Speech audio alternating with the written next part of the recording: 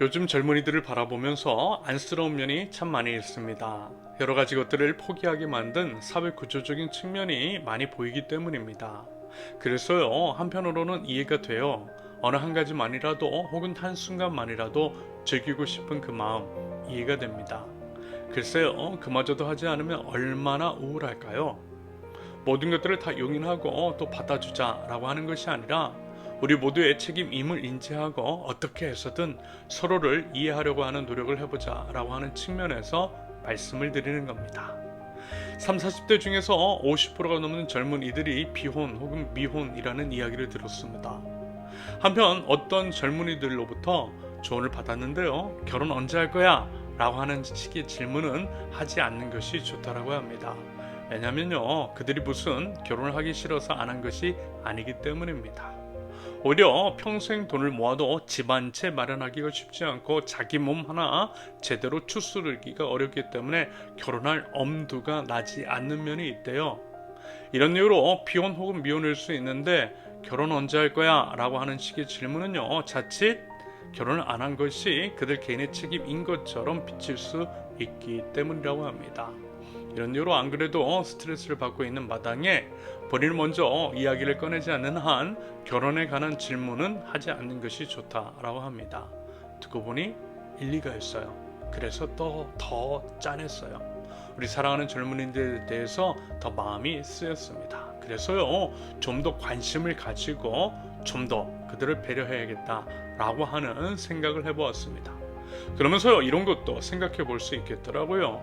만약에 교회 다니는 사람들끼리만 결혼을 해야 한다라고 하면 결혼할 수 있는 사람이 과연 얼마나 될까요? 더더군다나 교회에 나가지 않는다라고 하는 가난한 성도들도 요즘 많이 있고요. 더더욱 젊은 이들은 교회 안에서 찾아보기도 힘든 마당에 교회 안에서만 결혼 상대자를 고집한다라고 하는 것이 과연 현실적인 것일까라고 하는 생각을 해보게 되었습니다. 그렇다고 이게 무슨 불신 결혼을 조장하는 의미로 말씀드리는 것은 아닙니다.